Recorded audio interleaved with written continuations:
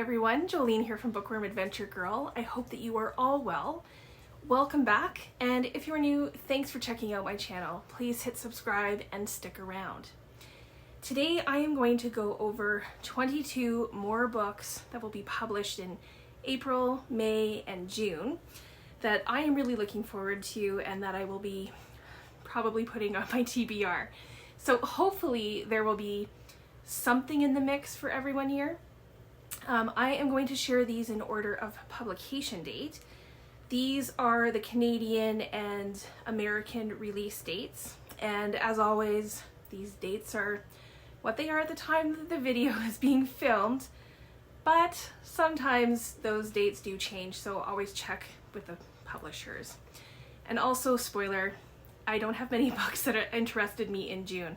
I don't know why, and I'm also starting by cheating a little because I'm actually going to begin with a book that is being published on March 29th. So that book is Kate Quinn's The Diamond Eye. I have read a couple of her books, and most recently The Rose Code.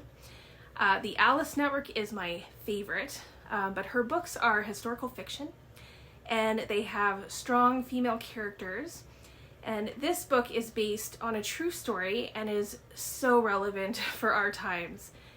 The setting is 1937, Ukraine, and the protagonist is Mila. And when Hitler invades Ukraine and Russia, Mila's life changes, and she becomes a sniper known as Lady Death.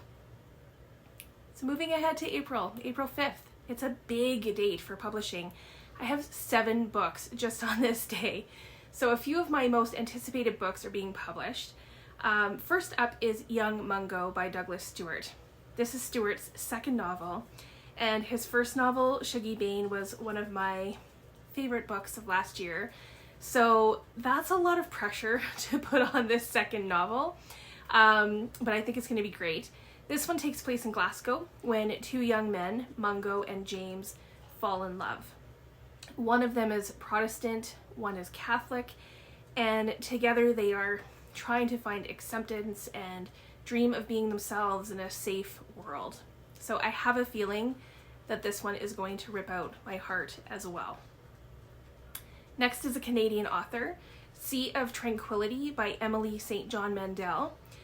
My favorite of Mandel's novels that I've read so far has been Station 11, and I've also read The Glass Hotel, and I am really looking forward to this one. This one has a bit of time travel. It begins in Vancouver in 1912, but Mandel also takes us to the moon 300 years later. So this novel focuses on 3 distinct characters from very different times and places. The Canadian wilderness, the moon, and the night city, and somehow they are all connected. So I'm really interested to see how she plays with time and place in this story, and space, I guess, in some ways. Another author that I recently read is Next, Time is a Mother by Ocean Vuong.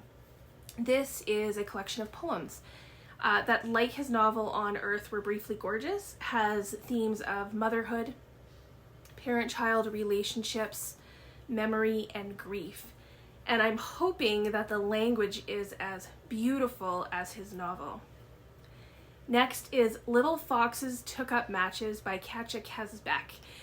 This story takes place in Moscow, in Russia, and has a bit of a fairy tale fantasy kind of feel to it.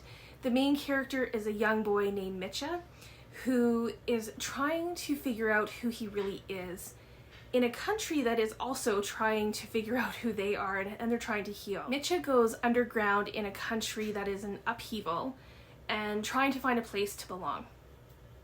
Next is a collection of short stories and another Canadian writer, All the Shining People by Friedman. There are 13 stories, and they have similar themes of finding home, immigration and migration, and finding a place to belong in Toronto's Jewish South African community. So I think that these stories have a lot of potential, and I love the theme of home. The last book being published on April 5th that I want to talk about is If an Egyptian Cannot Speak English. and this is by Noor Naga. I have mentioned Noor Naga before because her book Wash's Praise was the first book that I've read written in verse. If an Egyptian cannot speak English, this is not written in verse. It's her debut novel. I think it's her debut novel. This is a love story between an Egyptian American woman and a man from a very small Egyptian village, and the story is told in alternating perspectives, and this romance is a dark one, and I think that this one will also have themes of home and glamorizing it or romanticizing it and then having to face the realities. The next book is being published on April the 12th, and that is The Patron Saint of Second Chances. This is by Christine Simon. This story takes place in a tiny village in Italy, and a self-proclaimed mayor of the town has to come up with enough money to fix the pipes in the village, because if that doesn't happen, people will be displaced. So the mayor comes up with this brilliant idea of telling a little white lie that they are filming a movie, and before you know it, everyone in town wants to be part of this movie. They want to be involved. So this just sounds like a funny and charming story.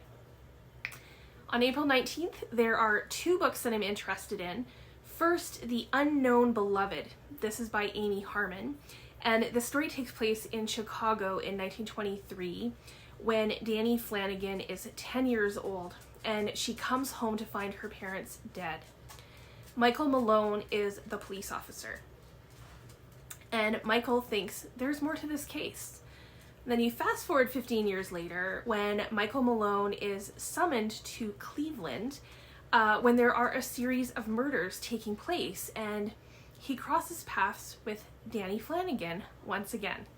So I've read Harmon's book Where the Lost Wander, which was like a contemporary Western, and really enjoyed it. So I'm looking forward to giving this one a chance as well. The next author is also a fairly new author to me. I've read a couple books from the Friend Zone series and really enjoyed them. So even though I don't normally read romances, I am willing to give this one a try. This is called Part of Your World by Abby Jiminez. And this will also be out on April 19th. Alexis Montgomery and Daniel Grant are polar opposites, but somehow they could make it work. Living in Daniel's world would mean that Alexis has to turn her back on her family and really her career, but living in Alex's world wouldn't be fair to Daniel either. So whenever I hear a setup like that, I'm always, I always think, gee, I wonder what will happen. What's going to happen? Who will know? But I will say this about Abby Jiminez. The books that I've read so far from her, she's had substance in her stories, and the stories have not, run the obvious course. So we'll see. On April 21st, Violets by Shin Kyung-Sook will be published. I read Shin Kyung-Sook's book, Please Look After Mom, and I liked a lot about it, so I'm definitely willing to check this one out. This story begins in South Korea in the 1970s when San and I think it's Namea meet. They become friends until one afternoon, after a physically intimate moment, everything changes. And then when San is 22, that moment still affects her.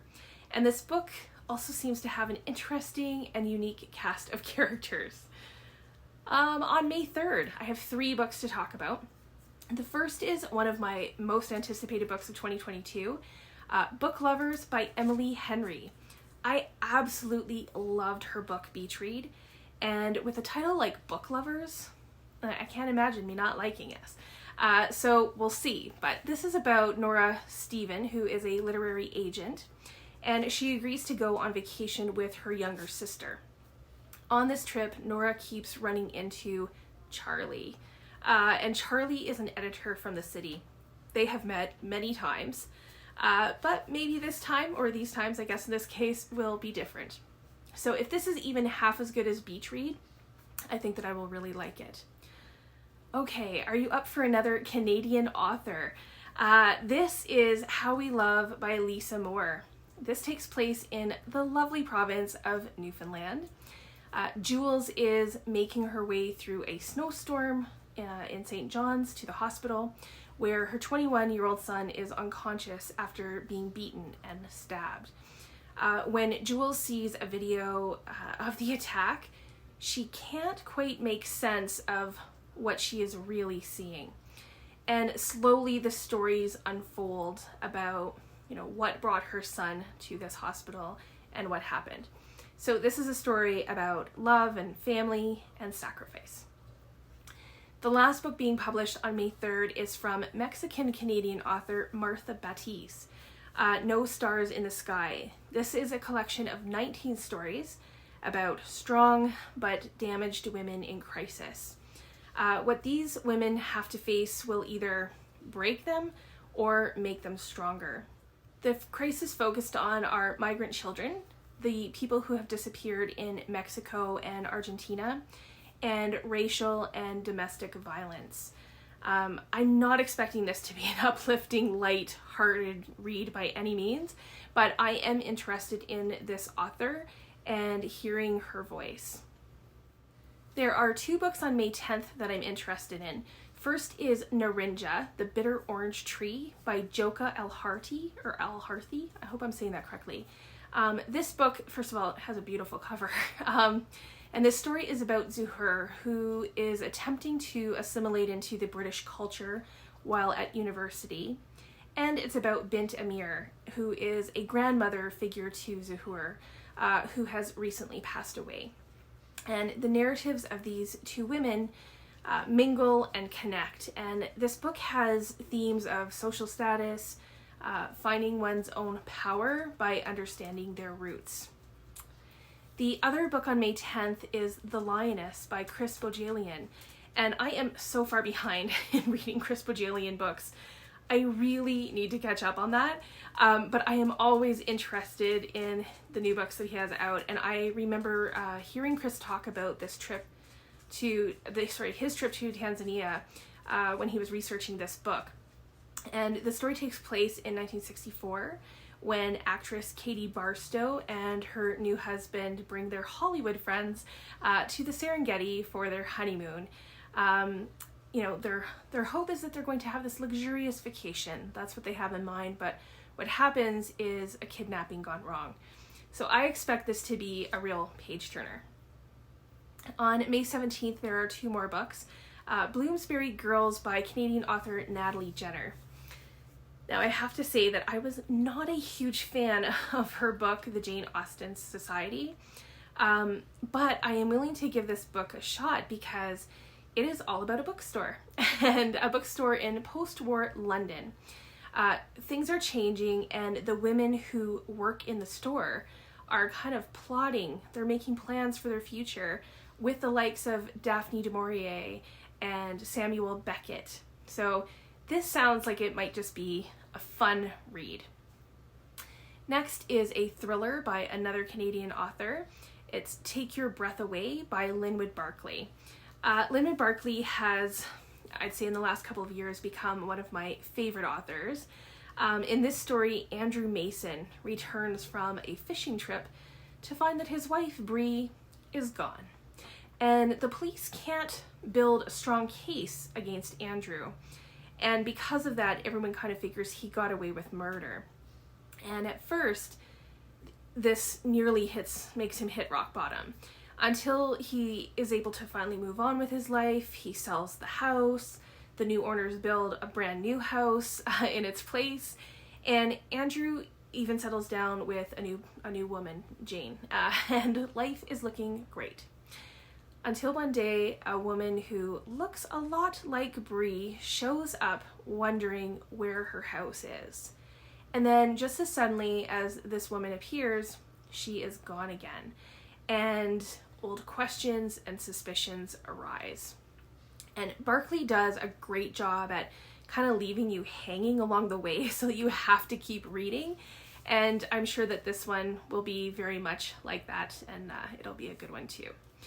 So on May 24th is You Made a Fool of Death with Your Beauty, and this is by Akwaeke Emezi.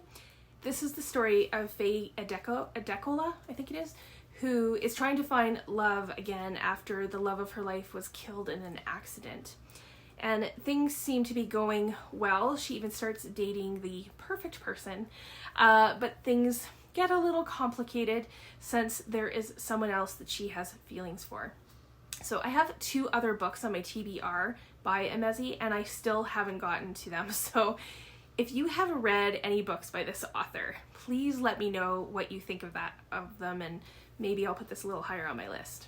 And then the final book in May that I want to talk about comes out on May 31st, Meant to Be by Emily Giffen. This is the story of Joe Kinsley, who comes from an American royalty. He's inherited the family name and legacy. And there's Kate, who grew up with a single parent, just trying to make ends meet. And when they cross paths, both of them are trying to escape, basically, the pressures that they feel and a little bit of their past as well.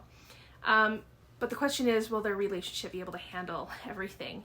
And I've read a couple of Emily Giffen novels, and again, my hope is that there will be enough meat and substance in this for me to really enjoy it. 2 more books to go, and they are both in June. So on June 7th is This or Something Better by Elisa Stansel Levine. This is a memoir about how the California fires in 2017 changed Elisa's life. Elisa takes a look at how nature has shaped who she is and her career, and how it has helped heal her past trauma. So she's had abuse, stillbirth, and a near-death experience. And this sounds a bit intense, but I'm interested in the connection to nature in this one. Finally, the last book is coming out June 21st, The Catch by Alison Fairbrother. This is a debut novel about Ellie Adler, whose father dies very unexpectedly. And at the reading of the will, he does not leave her a prized possession that has a lot of meaning to both of them. But instead, he leaves it to someone that no one knows. And Ellie wonders who this person could be, and how they could have such importance for her father. So when she starts looking for them, she starts to learn the truth about her father. And I find this very intriguing, and there is potential, I think, for a really great story here. So those are the 22 books that I am interested in that will be published in April, May, and June. Please let me know if there are any that, have kind of piqued your interest, or let me know if there are any books that you are anticipating in the next few months. I look forward to chatting with you in the comments. Thanks again for watching. I hope you enjoy the rest of your day, and don't forget to make every day an adventure.